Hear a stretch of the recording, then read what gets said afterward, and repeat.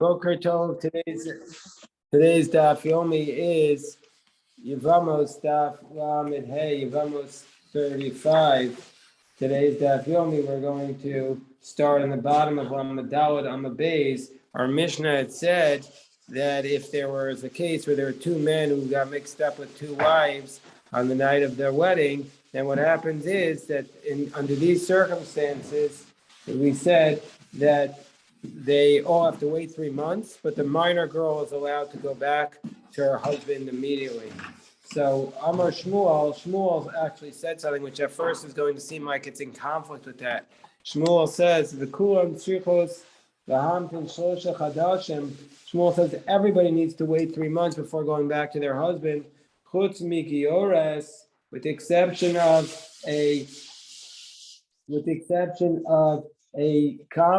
minor girl who's converting, and a freed woman who's converting, who's a katana, who's a minor. Of a katana bas Yisrael, but a minor Jewish girl, so again, Shmuel is saying that if it's a woman who's converting, who's a girl who's under bar mitzvah, or a freed slave under bar mitzvah, she does not need to wait 3 months. But a minor girl who's the daughter of a Jewish girl, she does need to wait 3 months. And the Gemara, at first glance, it seems to be that this is against our Mishnah, because our Mishnah says a minor girl can go back to her husband right away. So the Gemara is going to take that up. But first, the Gemara says, what's in the scenario where we're saying a minor girl has to wait 3 months? What's the scenario? Even miyun, if it's the case where it's called miyun, what's miyun? Miyun is where she's rabbinically married and by her brother or her mother, and she could reject the marriage. But Shmuel taught about that. Shmuel said she doesn't need to wait 3 months under those circumstances. She'd go back to her husband immediately. And if it's a convert, and if it's a case where she converted, and not converted, it's a case where she was a minor and her husband divorced her because it was a biblical marriage. Shmuel already taught one time this law, and Shmuel wouldn't need to do it again. Shmuel said, Shmuel said that if she rejected him, she doesn't need to wait 3 months. So therefore, we see from here that she doesn't need to wait 3 months in a case. So Shmuel's already said that under those circumstances, the minor girl does not need to wait 3 months. But if he gave her the divorce, she does need to wait 3 months. So why is Shmuel saying this case again? So it can't be that that's what we're talking about. So what are we talking about where the Shmuel says that the minor girl needs to wait 3 months? Says the Gemara, it must be biznus. It must be a case where she was promiscuous. We're on top of 35a. It must be where the minor girl was promiscuous. And because she was promiscuous, she has to wait 3 months. Why? She can't become pregnant. So what's the issue? Why does she have to wait 3 months to see who the child is? There's no child there. Gemara explains, Gazru Rabbanon Katana Mishum Gedolah. The rabbis made a decree about the minor girl because if she were going to allow her to go back without waiting 3 months, then also by an adult, she might not wait 3 months. And by an adult, we need to know, in the case where she's promiscuous, we need to know who the father is. Mari asked a question about this. Do we really ever make such a decree of a minor girl vis-a-vis an adult? Meaning saying we make the minor girl wait 3 months because otherwise the adult might not wait 3 months? But didn't we learn in the Mishnah on 33b, didn't we learn? Let's say it's a minor girl is not capable of becoming pregnant. This is how Shmuel's statement seems to contradict our Mishnah, because our Mishnah says Machsir Samiyad.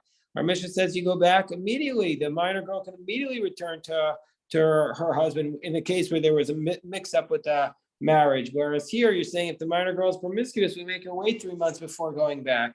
So the Gemara explains, yes, the case of the Mishnah was a one-off. The reason why she can go back right away to her husband is because it's such an unusual situation, and the rabbi's decrees don't apply to incredibly unusual situations. So the Gemara explains, Amarav Gido, it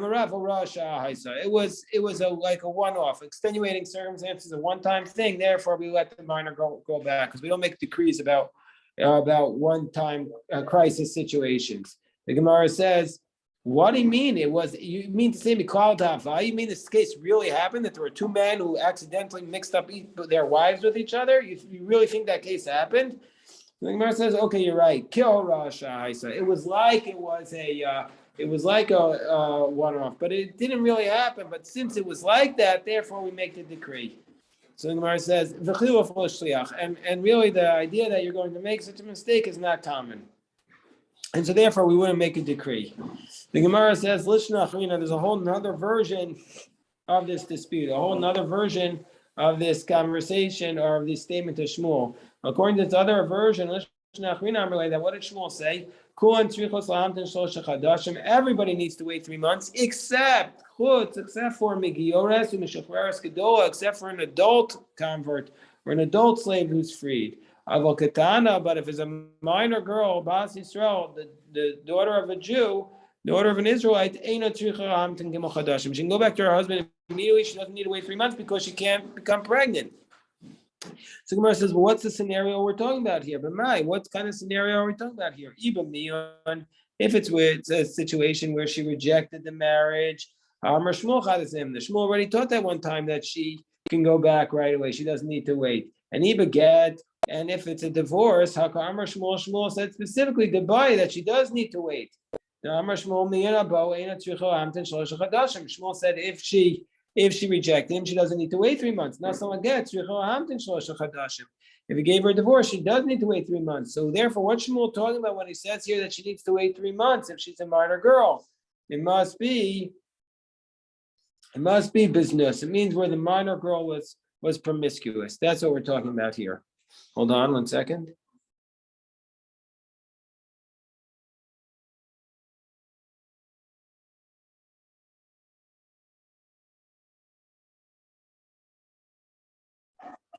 So the Gemara says, so we're talking about a case of a minor girl was promiscuous, and for this reason we make her wait 3 months. So the Gemara is, and so therefore the Gemara says the reason why Shmuel says that the katana does not need to wait 3 months is because it's talking about a case, the minor girl, where she's promiscuous, and because it's such an unusual situation, therefore we're not going to make a decree about a minor girl vis-a-vis the adult woman.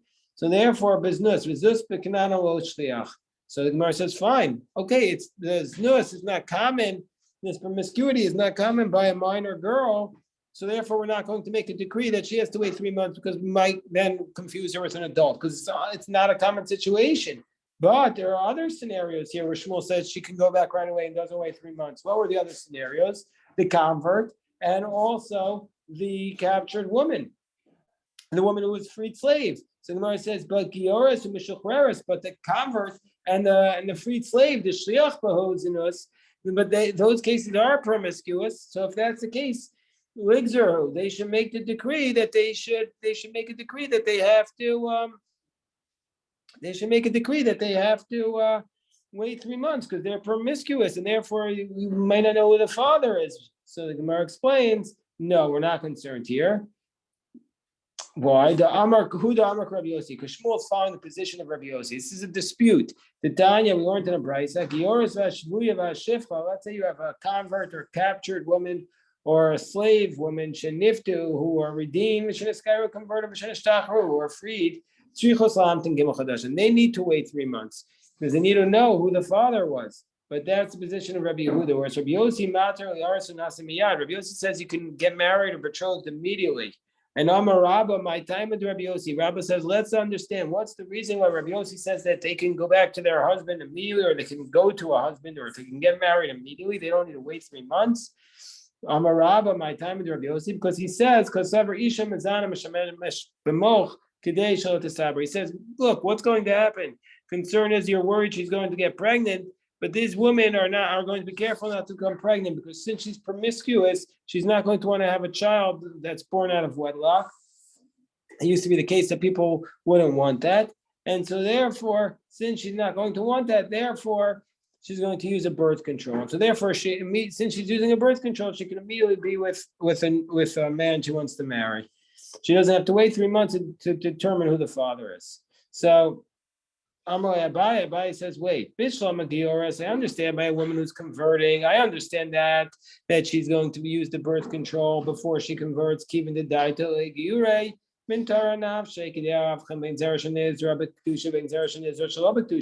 Since she intends to convert, she's going to use the birth control so she could distinguish between the child who's conceived when she was Jewish and not Jewish. And also Shavuya, Ushivchanami, a captured woman, and a woman who's a slave who's about to be freed. Nami Deshamim Marayu, they're going to hear that they're about to be released. And so since they know they're about to be released soon, they're going to use birth control. And so they won't become pregnant. But there's a Canaanite woman slave, if her master knocks her tooth out or her eye out, then she would immediately go free. So if it's something that just happened immediate, how are we saying that she's going to use birth control because she's anticipating being released? She doesn't know that she's about to be released. So the Gemara explains, and if you say, well, in that case where it just happened on the spot, Rabbi Yossi would admit she needs to wait 3 months. It's not the case, because we learned Vatanya, we learned in the source, and if she's seduced or assaulted, where those cases obviously wasn't planned, she still needs to wait 3 months according to Rabbi Yehuda, obviously, but Rabbi Yossi, Rabbi Yossi says even in those circumstances, she's allowed to get married immediately. So Elam Abaye, so what's the reason why she get married immediately? Because Isha Mizana, Abaye says, Abaye is in a position that a woman who is promiscuous, guess what? She had a technique, she knew how to twist her body, to overturn her body so that she wouldn't become pregnant. So therefore she knew how to prevent herself from becoming pregnant. And so therefore, Rabbi Yossi says she can marry right away, and she doesn't need to wait 3 months, even though she was promiscuous. V'idach, whereas Rabbi Yehuda is going to be in the position, Chashinan, Shemon is Hapa Yafa Yafa. So whereas Rabbi Yehuda says, no, we make her wait 3 months, we're concerned that maybe she didn't twist her body in a sufficient manner, and so therefore she's able to get pregnant. So when Shmuel says that these women don't need to wait 3 months, the Gioret and the convert and the woman who is freed don't need to wait 3 months. It's because they were going to be careful to make sure that they were not going to become pregnant, like Rabbi Yossi said. So the Gemara now goes up to the next line in the Mishnah. It said in our Mishnah, but if these women who are accidentally mixed up with the wrong man, if they're kohanos, then they're not able to return to their husband. There's a general rule about a woman who is married to a Kohen that if she engages in relations, even accidentally, even against her will, with a man other than her husband, she's not allowed to return to her husband.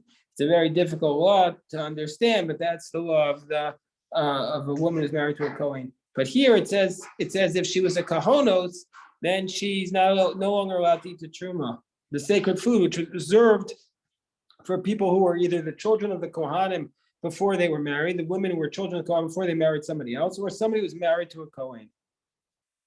So the Gemara asks the question here, Kohanos, the daughters of the Kohanim, are no longer allowed to eat from the truma once they've had these relations. But Yisrael is slow. The Gemara asks as a question, meaning to say, if she's the wife of a Kohen, she can eat. She should also be prohibited to eat from the truma if she was assaulted. Gemara says, read it as follows. If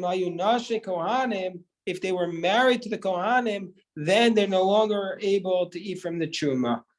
So the Gemara says, wait, that also doesn't make sense. Nashe Kohanim in Nashe Yisraelim. Well, you mean to say if they were married to the Kohen, they can eat from the truma, but if they're married to the Yisraelim, to the regular Jew, and then they got divorced from him, and now they married a Kohen, they can't eat from the truma? No, they're prohibited forever.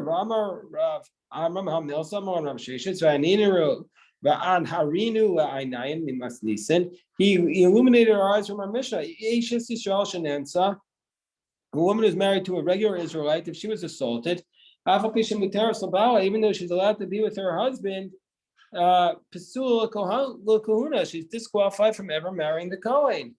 So Amarava, so this is what it means. Imayu kahanos, Israel, if they were kahanos, these daughters of a Kohen, who married a Jew, and so therefore they married an Israelite, so therefore they can't eat the truma. But once they're divorced, if they didn't have any children, they could go back to their father's home and eat from the truma.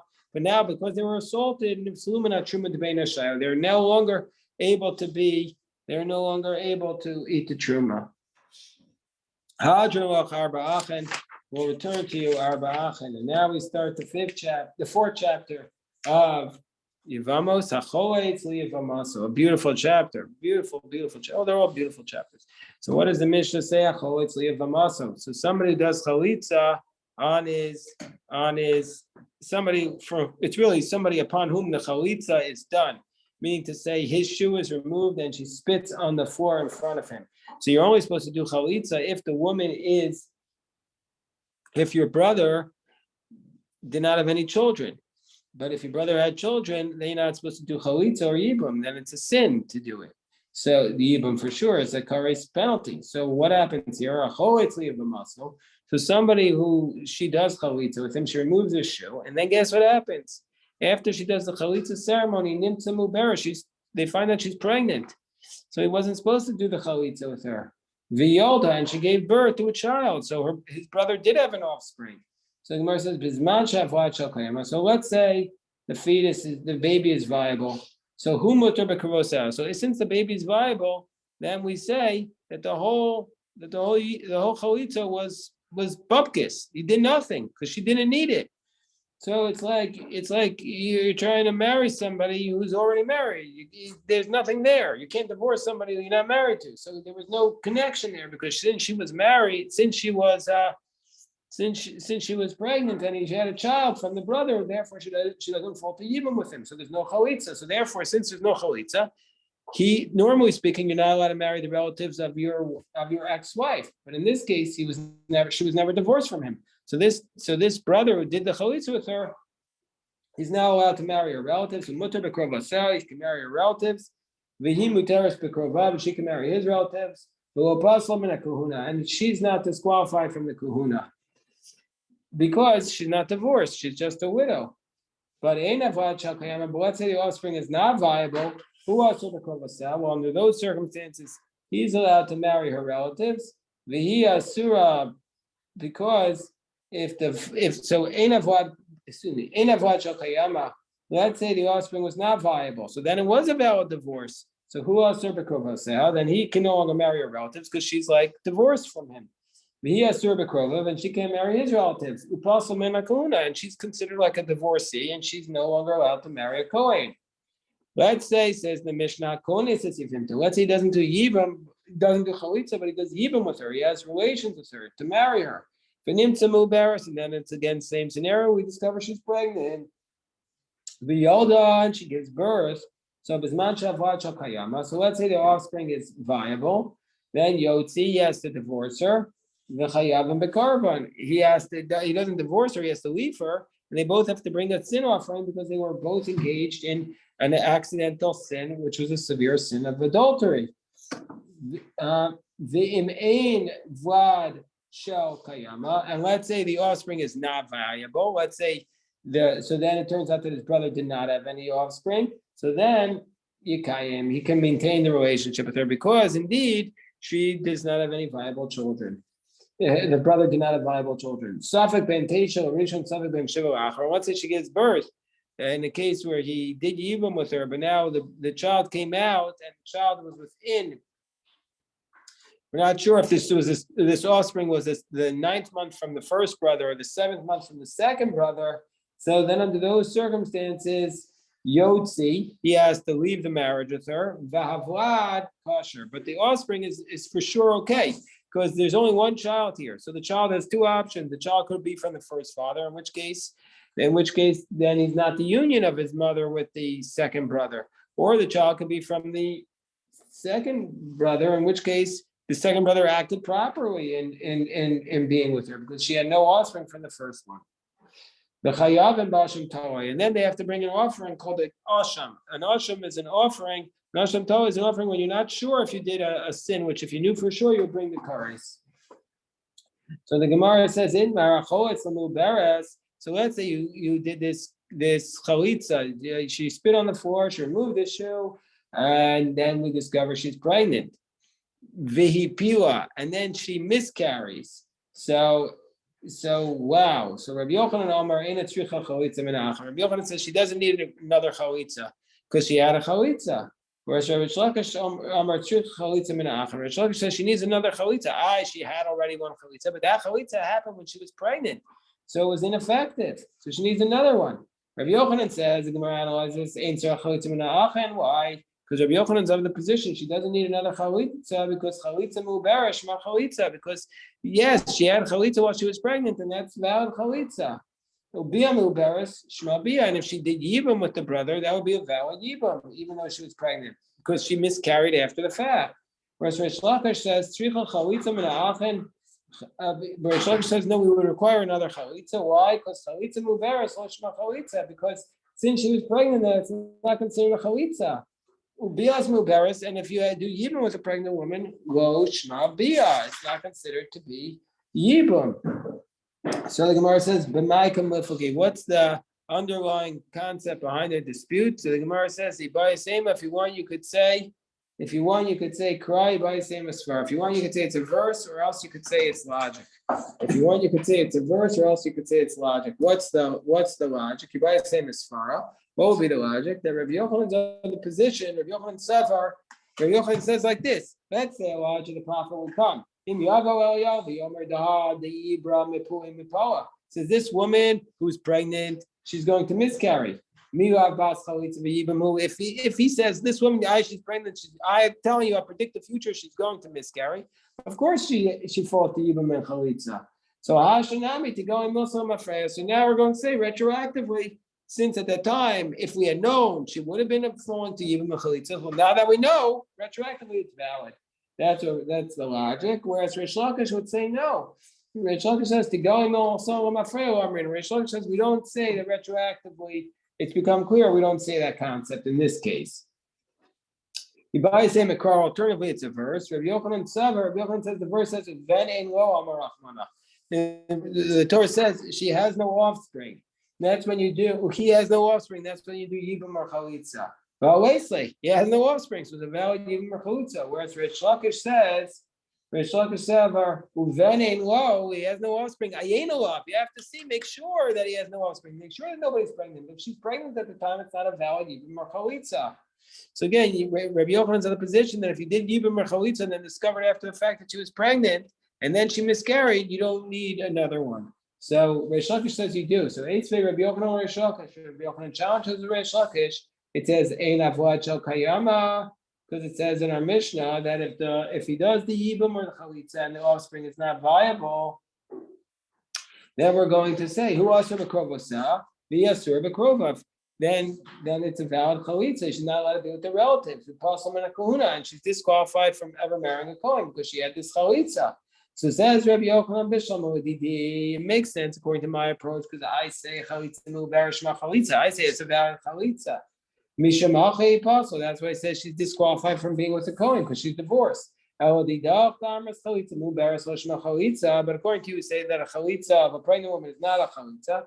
My apostle and a kahuna. Why is she disqualified from being with the kohen? Why is she disqualified from being with the kohen? So the Gemara says, "Arolei." Hold on one second. So the Gemara says, Reish Lakish says really she's not really disqualified. She's just rabbinically disqualified to have a stringency. We don't want people walking around thinking that even though they did a chalitza, that she's that she can be with a kohen. Alternatively, Reish Lakish Rabbi Yochanan, alternative version is Reish Lakish asked Rabbi Yochanan this question. It says, Ein avad shel kayama, if the offspring is not viable, who asur b'krovasav, she can't be with his relatives.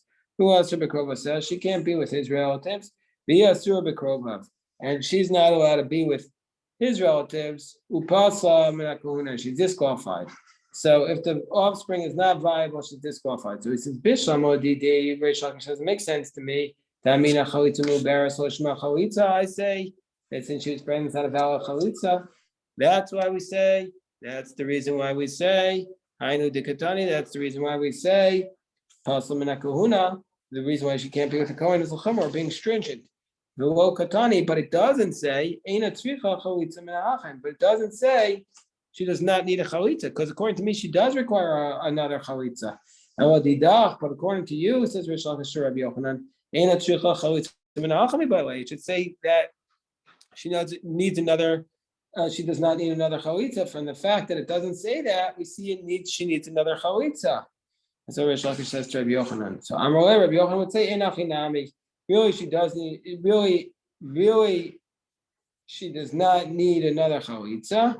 The ID the Tani Rachel apostle, but it's only because the first clause says she's not disqualified. Tani Sefer Apostle says it says she's disqualified, but the truth is that she does not need chalitza from the other brothers. For Rabbi Yochanan challenges Reish Lakish.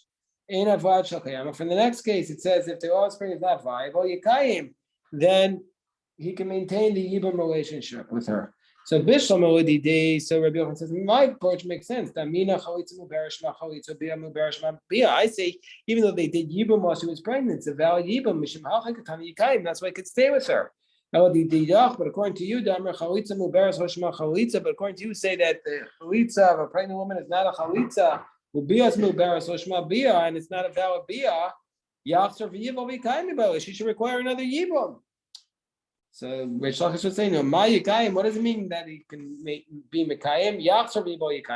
It means no, she needs another yibum. He needs the low sagi that it's not sufficient without another yibum. Alternatively, this whole question is asked against Rabbi Yochanan from Reish Lakish.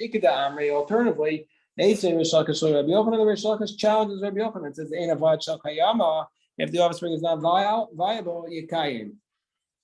You can maintain the relationship. Bishlam Odidi makes sense according to me. Says Reish Lakish, Tamina chalitza muberes hoshma chalitza. I say I say it's not a valid yibum. Hainu de katani yikayim. That's what yikayim means. Yachser v'yivol yikayim. It means go back and do another yibum and maintain the relationship.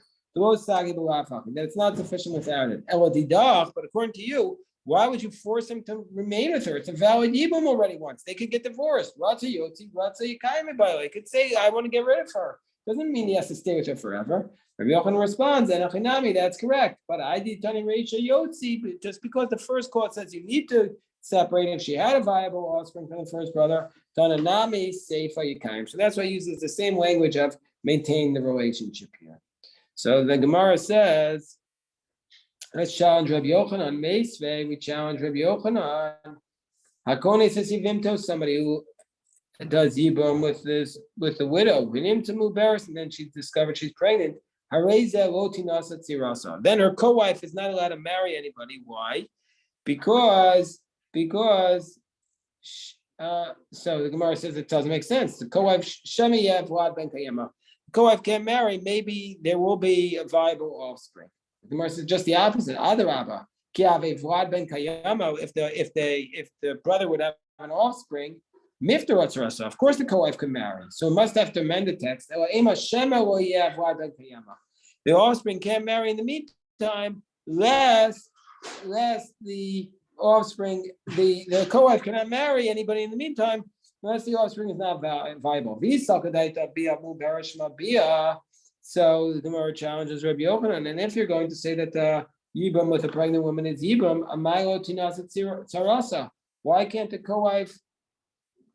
why can't the co-wife get married right away?